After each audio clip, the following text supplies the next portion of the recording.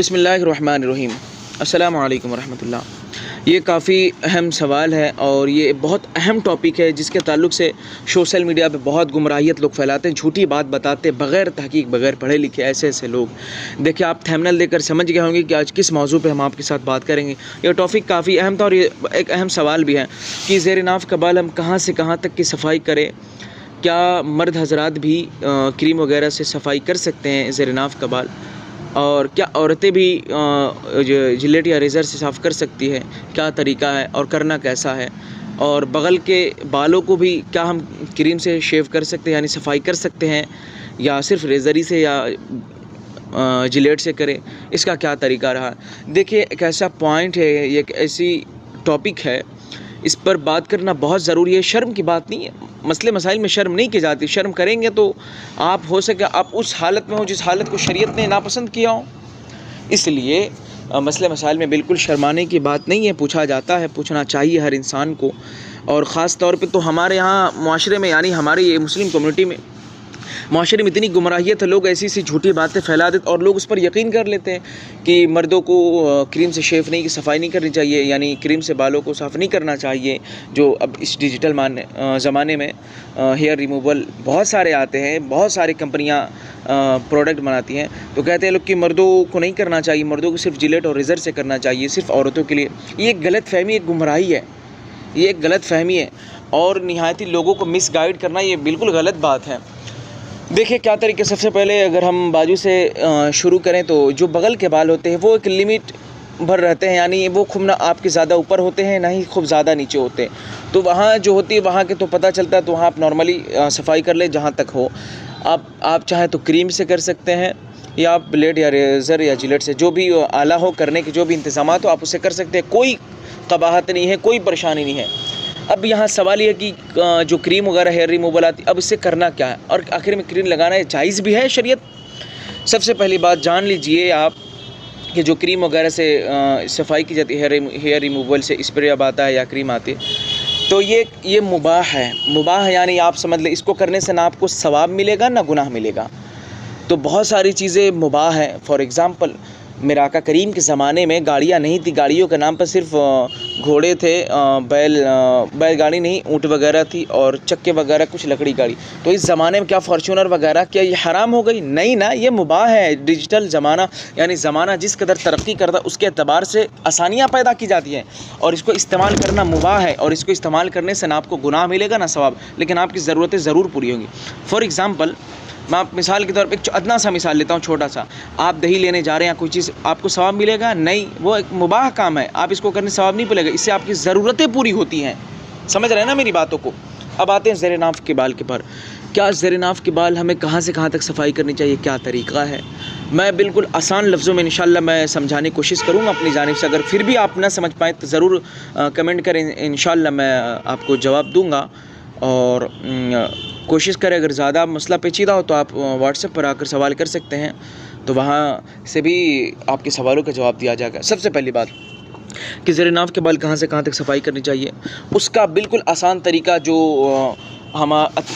अतिब्बा और हमारे बुज़ुर्गों और ये तजुर्बे की जो बात ये बताई गई है, वो ये है कि जिस तरीके से दो पैरों पर बैठा जाता है सुन्नती तरीके पर, उकरू भी जिसे कहा जाता है, मादरी ज़ुबान में बता रहा हूँ, आम ज़ुबान में उसको उकरू बोला जाता है। दो पैरों पर जिस तरीके से बैठते हैं आप, और जिस तरीके से बैठते, इसकी एक और मिसाल है, जिस तरीके से आप टॉयलेट में बैठते हैं, यानी इंग्लिश टॉयलेट में नहीं, नॉर्मल वाले में बैठते हैं ना दो पैरों पर, उस तरीके से बैठे तो आपका पेट अलग हो जाएगा और आपकी पेट जहाँ से मुड़न पैदा होती है, यानी जहाँ आपकी ये नाभ है,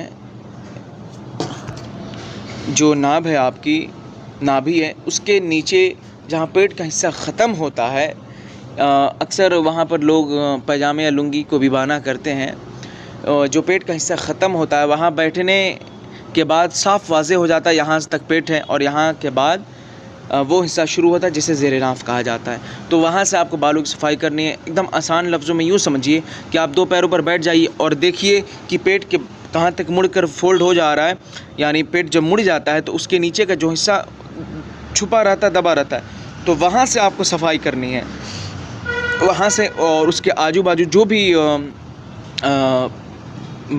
सफाई करने की चीज़ें हैं, आप उसकी सफाई करें। और ये अब मसला आता है कि क्या हम क्रीम से कर सकते हैं? तो हाँ, सुनिए, बिल्कुल कर सकते हैं। हमने बताया, पहले ही वजाहत कर दिया, क्रीम हो या हेयर रिमूवल जो स्प्रे आता है, या आप जिलेट या रेज़र, बिल्कुल कर सकते हैं। इसमें कोई कबाहत नहीं है, कोई मुमानियत नहीं, बल्कि एक मुबाह चीज़ है। ये इसको मुबाह कहते हैं। इसको करने से ना आपको सवाब मिलेगा ना गुनाह मिलेगा, बल्कि आपकी ज़रूरतें पूरी होती हैं। ठीक, ये हो गई बातें। अब एक और यहाँ पे जो सवाल था कि क्या हमारी ख़वातीन या जो ख़वातीन हज़रात हैं, क्या वो भी कर सकती हैं रेज़र या ब्लेड से अगर करना चाहती हैं? तो हाँ, वो भी कर सकती हैं, इसमें कोई ममानियत नहीं है। ये तो आम लोगों ने, ये तो हमारी पब्लिक ने ये फ़िक्स कर दिया है कि औरतें सिर्फ़ क्रीम से या हेयर रिमूवल से करेंगी और मर्द हज़रात सिर्फ़ और सिर्फ जिलेट या रेज़र से। ऐसी कोई बात नहीं है, सच्चाई है, ऐसी कोई बात नहीं है। इस सच्चाई को जिस तरीके से आवाम के सामने पेश किया जाता है, मिसलीड किया जाता है, ये गलत तरीका है। मैं समझता हूँ जिस बारे में आपको मज़ीद मालूमात नहीं है, आप अपने उलमा से पूछे नहीं है। और ये सवाल जो जदीद मसाइल है, अशफिया से भी किताब शाया होती है जदीद मसाइल पर, यानी जो नई नई मसाइल होती है, ये सारी बात उसमें भी मेंशन है। और ये तो मुबाह है, यानी जो हज़रात मदरसे लाइन से पढ़े होंगे उनको ये सारी बातें मालूम होगी। ये एक मुबाह है, इसको करने से ना आपको सवाब मिलेगा ना गुनाह, बल्कि आपकी ज़रूरतें पूरी होती है। तो लिहाजा ख़ुलासा ये है, ख़ुलासा कलाम ये है, शॉर्ट में एक्सप्लेनेशन ये है कि औरतें भी चाहें तो वो चाहें तो कर सकती हैं, यानी रेज़र ब्लेड का इस्तेमाल कर सकती हैं। और मर्द हज़रात जो हैं वो चाहें तो भी क्रीम से कर सकते, इसमें कोई ममानियत नहीं है। बस ख़्याल रखें कि जहाँ से काटना चाहिए, नहीं तो अक्सर ऐसा होता है लोग पेट वगैरह से के बाल को भी साफ़ कर देते हैं, जो पेट पर होता है नाव के पास, और लोग कल्ब के भी बाल को साफ़ कर देते हैं। खैर ये अलग टॉपिक है, खैर ऐसा नहीं करना चाहिए और बहुत तफसील लंबी हो जाएगी। बस ये है कि जहाँ से हमने बताया वो वहाँ से सफाई करने का तरीका है, वहाँ से आप पूरे ज़ेर नाव के बाल अपने अकॉर्डिंग जो भी मामला तो सफाई वगैरह कर सकते हैं। कि दोपहर ऊपर जब आप बैठेंगे तो बैठने के बाद आप अपने हाथ को भी लगाएंगे तो मालूम पड़ेगा यहाँ से पेट का एरिया ख़त्म होता है, फिर उसके आगे ज़ेर नाव का हिस्सा शुरू होता है, वहाँ से आप सफाई कर ले जहाँ तक आप करना चाहते हैं। ये इस आज की वीडियो का ख़ुलासा और एक्सप्लेनेशन है।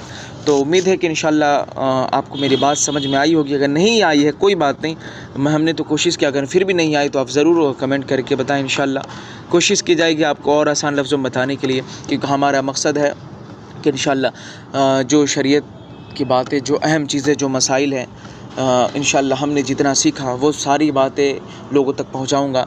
जो हुज़ूर पाक रसूल कायनात सल्लल्लाहु अलैहि वसल्लम की जो अमानतें मैं आप तक मुंतकिल करूँगा, बस मेरा यही मकसद है। बस आज के लिए इतना ही। अस्सलामु अलैकुम वरहमतुल्लाहि, खैर से जुड़ भी जाइएगा चैनल से।